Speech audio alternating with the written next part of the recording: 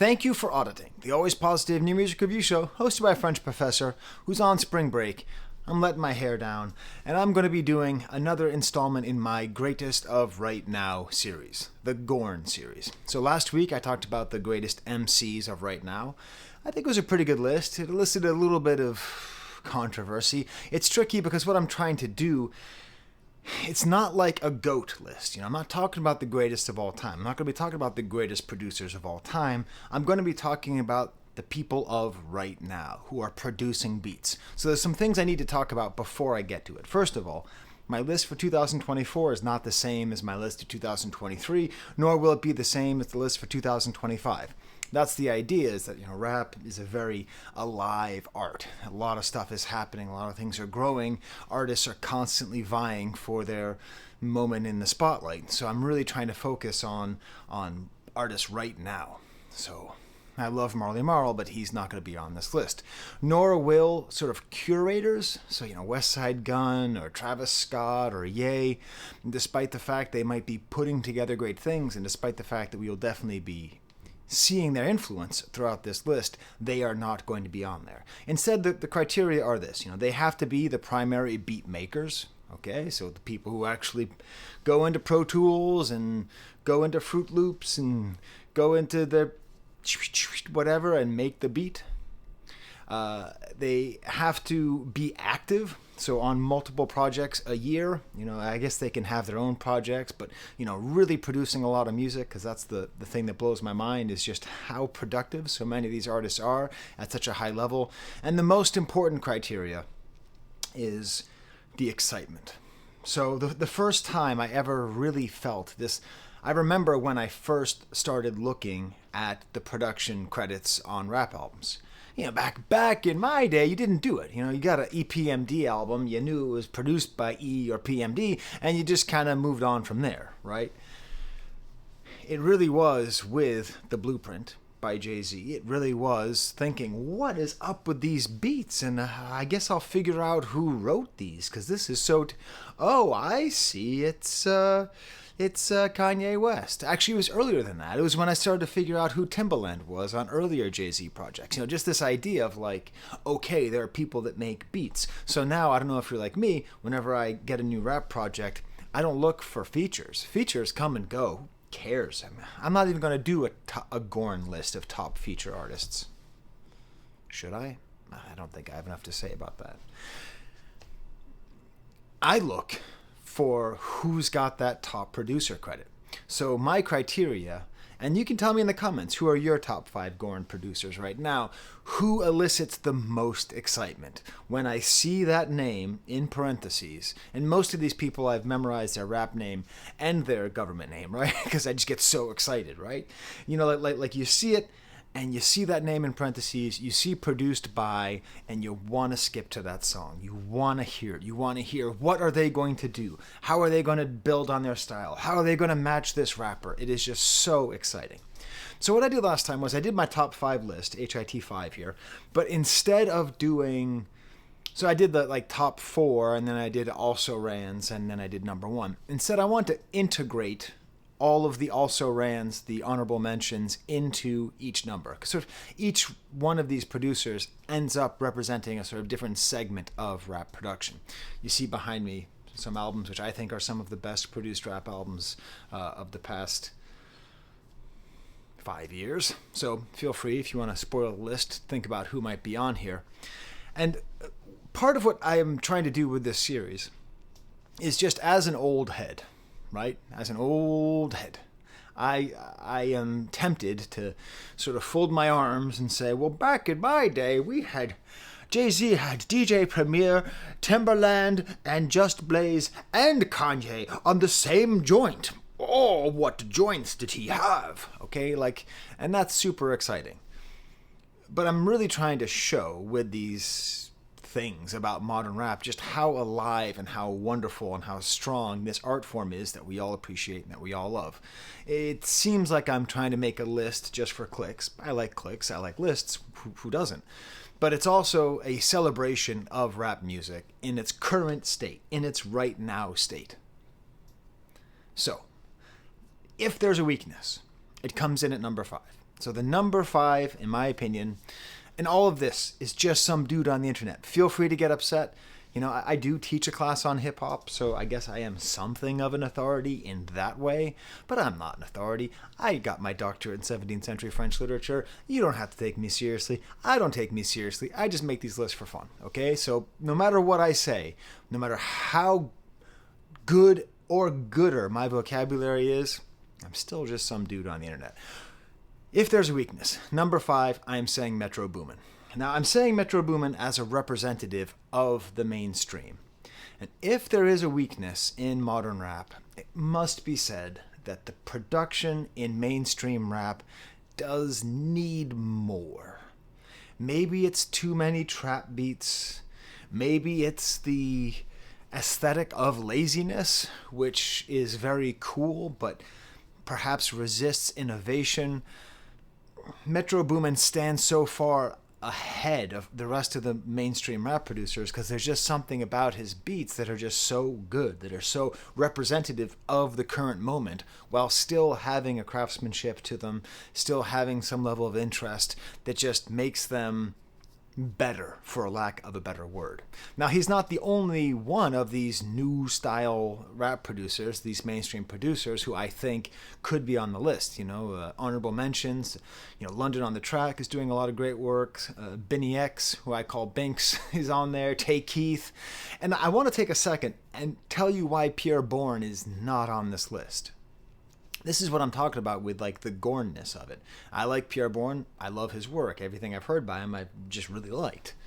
But realistically, since Whole Lotta Red and Pierre Bourne kinda went away from the Playboi Carti scene. I don't know the story there. You can tell me in the comments if you want.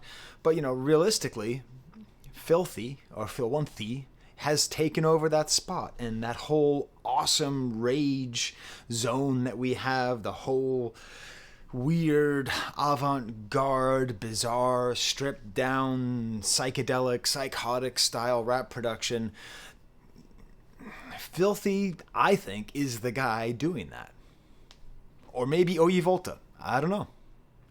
On the new tracks, maybe on the new Playboi Carti album, it'll all be Oye Volta. I don't know. So please feel free to tell me in the comments what other mainstream rap producers am I sleeping on.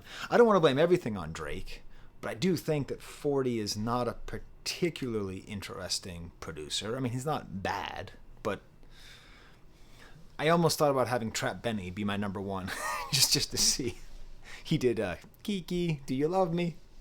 Okay, so that's my number 5, and my potential number 6 from all that I would say is Filthy. He's the best of the mainstream rap producers of right now who are doing really interesting stuff besides Metro Boomin. But that solo project by Metro Boomin is great, and if I see some new rap album comes out and I look through the credits and I see Metro Boomin, I am skipping to that and hearing what it is, because I know that he probably is going to do the best job of matching whatever is happening underneath it.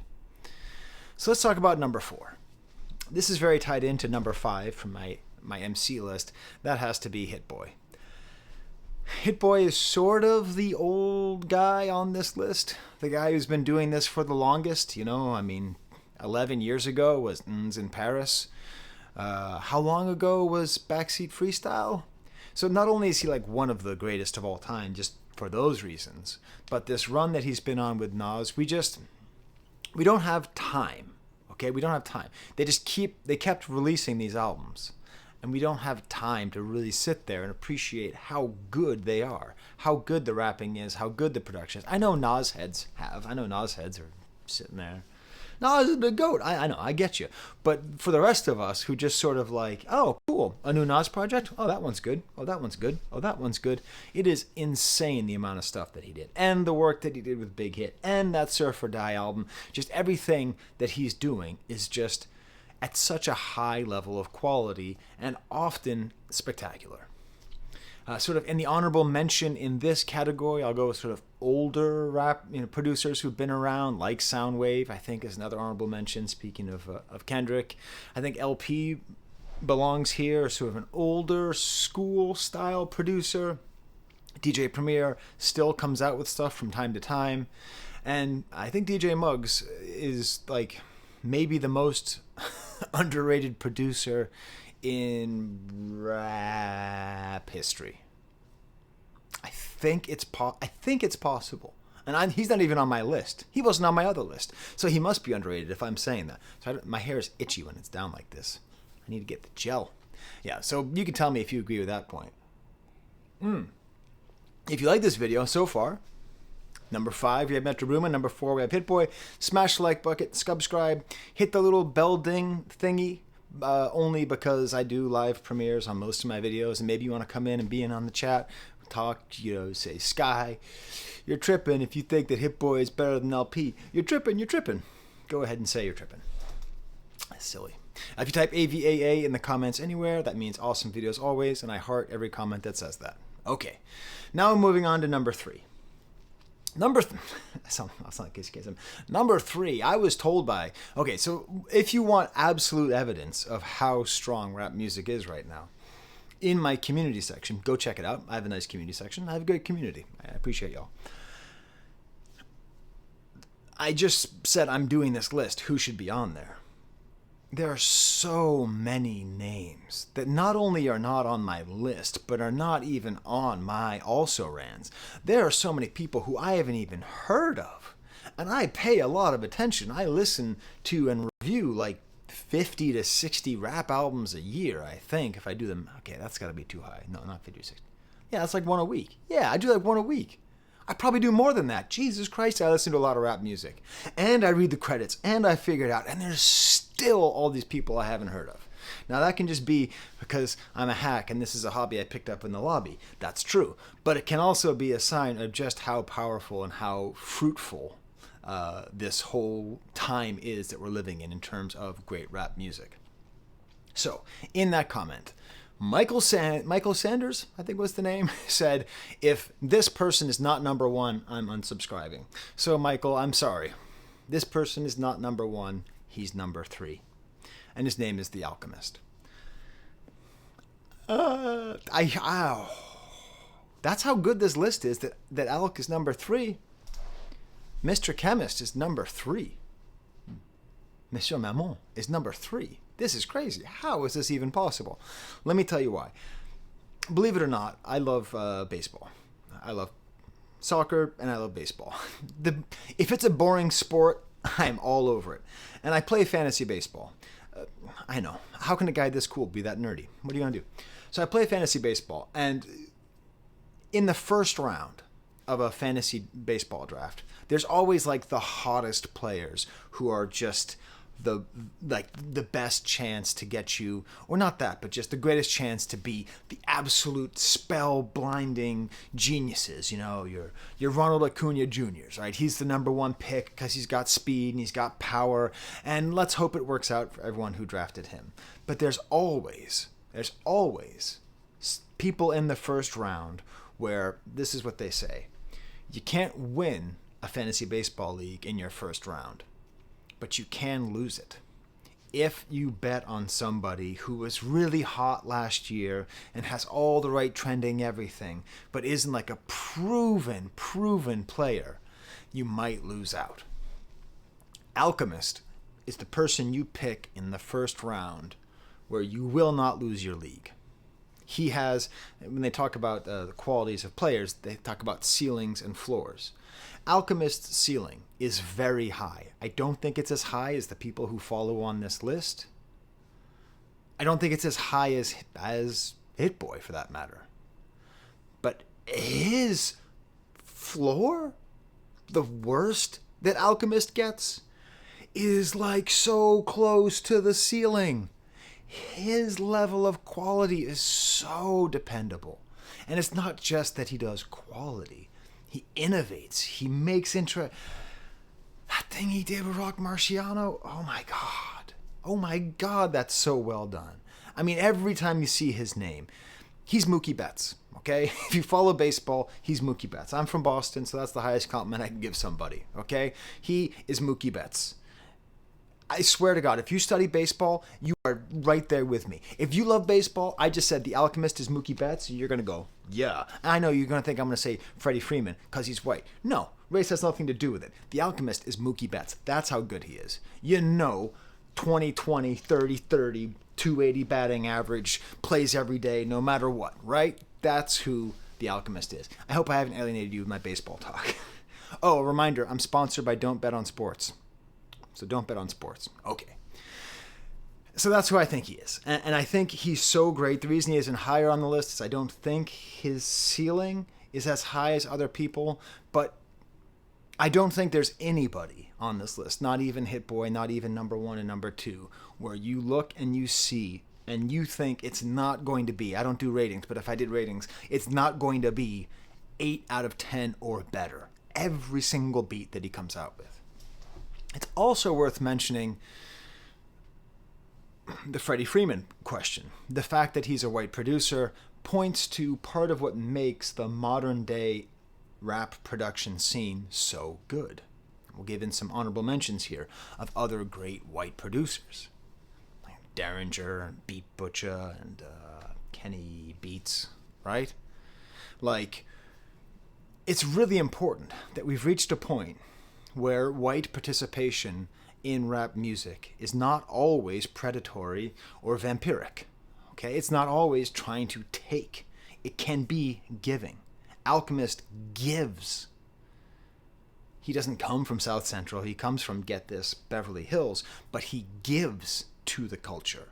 He works with people. He makes the art grow. He takes all of whatever kind of societal privilege he might have, and instead of becoming an investment banker, okay, he takes all of that effort and thought and the love, like I have, of rap music. All that love and joy of growing up with NWA and Public Enemy and Wu-Tang Clan, and takes all that and gives it back to the culture, and doesn't take the spotlight. I mean, he does sometimes. I mean, it's hard not to. Sometimes he takes the spotlight to help spotlight others, but it's really just making all of it better. And it's like, what if, I don't know. It's a weird thing that I think we need to appreciate. That part of the reason that rap music has not been stolen from people of color is because participation by white people is usually respectful in this way. I would hope to be so bold as to say that also counts for music commentators like myself, but I won't say that. Okay? All right, now we get to number 2. Number 2 was by far the hardest to choose. I couldn't do it. I'm going to... You want to see a cop-out?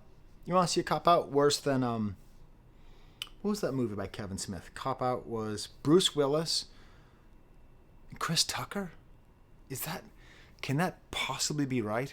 Anyways, the biggest cop-out in the entire world, I'm going to have a tie for number 2. If you don't know this book, by the way, this is the book. This is the scholar Sunez, who invented the concept of the invisible Renaissance. That's the term that he made for the underground rap movement that we're living in. That, Rock Marciano, Alchemist are all part of.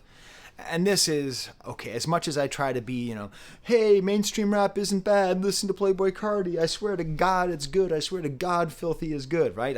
I stand by that. But in order to be no cap at all, the best producers are in this invisible Renaissance. The best producers are... what you see behind me is like, there are certain rap artists where if they have them on their albums, it's going to be a great producer. If Mach-Hommy chooses your beat, I've got good news for you. You're a good producer. If Westside Gunn chooses your beat, I got good news for you. Yes, even the last album, even the Pray For Me one that y'all didn't like because it was trap beats, those were good trap beats. You're a good producer. If Billy Woods, or Elicit for that matter, if either of Arm & Hammer choose your beats, you are a good producer.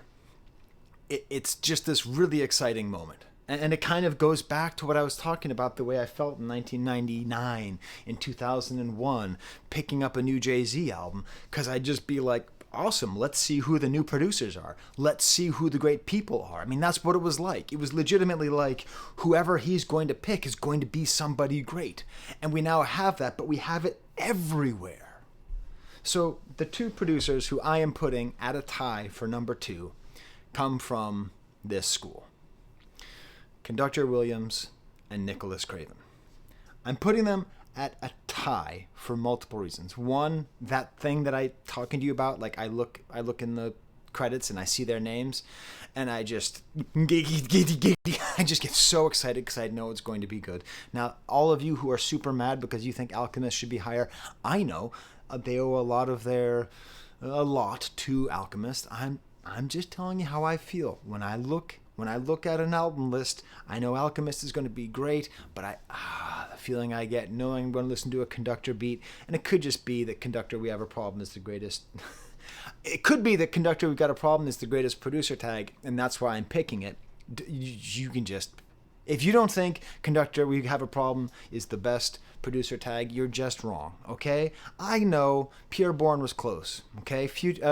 Metro's got 2 good ones, but nothing is better than Conductor We've Got a Problem. Conductor Williams has 3 producer tags that are all great in different ways. The Conductor and the Michael Jackson thing. And Nicholas Craven doesn't have a producer tag at all, so that's not what it is. The reason that I'm putting them here together and tied, they both know how to make those kinds of beats that old heads like me thought were dead. Okay, old heads like me heard Migos and said, "Oh, well, it's over. Rap has been taken over by Georgia. The East Coast is dead. Everything is crap." Blech. Okay? Ho-ho. Blech. That's how we felt. It's just not the case. You just might have to look a little harder. And they both do so much excellent work in this realm. And again, we're spoiled. We are all spoiled little babies. If you listen to Nicholas Craven's beats off of Balance Show, if you listen to one of the best rap albums of the last couple of years, Kiss the Ring, by Rome Streets, I was going to say by Conductor Williams. Like, their beats are so good, they're so rich, they're so fascinating. I'm going to give Conductor Williams extra points because he sometimes gets surprisingly experimental. And for that, I think he deserves extra credit. Nicholas Craven gets extra credit because, oh wait, I actually add another thing. Another one of the best produced rap albums of the last couple of years is this one, Hull, by Nicholas Craven. You don't know it. I'm sorry, by D-Track. You don't know because it's all in French Canadian. The reason that Nicholas Craven deserves to be on this list, tied with Conductor Williams, is that he has a whole other part of his production catalog, and that part is in French. And what he's done, you know how I love Wu-Tang Clan, and Wu-Tang Clan rules, and so I get to listen to Griselda Camp and the Invisible Renaissance, and I listen to people who follow that production mentality, and the drumless, and the grimy, and the weird, and the spooky, and the kung fu, and the nerdy, all that stuff. Well, that's awesome. But what if I told you, in France, at the same time as all that was happening, a different but similar production aesthetic was being developed, particularly in the city of Marseille, à l'OM, in the city of Marseille with the group I Am. A whole different, a little bit more sample-based, sort of more of a development from Public Enemy into Wu-Tang Clan by way of Mobb Deep. Nicholas Craven produces tracks that feel like golden era French hip-hop in French Canadian. And it's the weirdest thing because French Canadian hip hop is so special because it shares lineage from French hip hop and American hip hop because of its status as a European and American style thing. So if you haven't spent time with he just did a bunch of tracks on someone named Rizla's album. He just keeps producing really great stuff in both languages and in both styles. And it's, again, all of these guys, with the exception of number 1, I think number 1 is properly rated, but all of these guys, we're just going to look back and say, we don't know how good we had it. That we had an album like Hitler Wears Hermes 8, side 1. And this is where we have to talk about the honorable mentions. A whole bunch of other people who could be number 6. August Fannin, Danny LaFleur, Camouflage Monk, Sadhu Gold, Messiah Music, Kenny Siegel. anybody on these 3 albums, you just take them and you listen to their stuff, and they're so well chosen. There are just not enough time in this video, if I want to keep it under an hour, to describe all these great things that are happening. I mean, even just right now, I'm just thinking about one particular beat off of Haitian Body Odor by Sadhu Gold, and I'm like, no, he's got to be number 3. No, he's got to be number 4. No. Daniel LaFleur. I mean, I think Daniel LaFleur might have had the best beat on Hitler Wears Hermes, and he's not even in this top 5. So that's really where we are in this invisible renaissance, that we just have all this great stuff and we can barely even enjoy it because it keeps coming out. They just keep eating batteries. We just never stop getting just track. I didn't even mention Harry Fraud's not even on the list, and he did that album with Ransom, and I listened to it. I'm not going to review it because I don't have much to say about it, but what the hell? I didn't even mention Harry Fraud. He's not even on my list. And he's that good. Okay, so number 1 is somebody who did not make it onto my top 5 MCs. Many of you are very upset. And this is not like my personal favorite producer of all these, okay? I think I personally enjoy Conductor Williams. I personally enjoy Nicholas Craven more. But it has to be JPEGMAFIA. The run that he is on is so special, and again, I think he's properly rated because the nerds and the music people and the, they love JPEGMAFIA, right? But what he has done in this last year, and including what he's doing right now, is really wild. So he does his own stuff, which is just great. And then he did that stuff with Armand Hammer. I mean, he is basically the reason I had to invent the avant-garde armature for rap beats. I would say, more than anybody, he is constantly pushing people towards the freak out, constantly trying to find what is the line between freak out and gibberish. Okay? He's never over here in the a bit odd. He's never even close to the stock realm. Nowhere near the stock realm. If anything, he might be pushing, he might even head over to gibberish sometimes. He might. Is it better to try too hard or not hard enough? It's better to try too hard in most cases. And so he's doing that. He did that with the Scaring the Hose project. He did that with his last LP. He did that here. But now he's working with Kanye. Have you heard the beats that have you heard the original versions of songs that JPEG... Now listen. I understand a large percentage of my audience does not like it when I discuss the artist formerly known as Kanye. Okay? This is not a defense of actions or beliefs or sayings or anything. This is a discussion of artistry. With all respect to my esteemed colleague from Connecticut, Vultures is a great album. I'm sorry. I don't want it to be a great album either. But part of the reason it's great, if you listen to the way it sounded before JPEGMAFIA got his brain on those tracks, he bullied his way in there and put all these way better drums and way more substance, and just he actually gave it this form and the solidity that it didn't have before. So he can do that with all of the mainstream artists and all the Cardis and the kids and the whatevers and the babies of all different kinds. And he can work with Woods and go toe-to-toe with anyone else on this list. It's got to be, of right now, it's got to be JPEGMAFIA.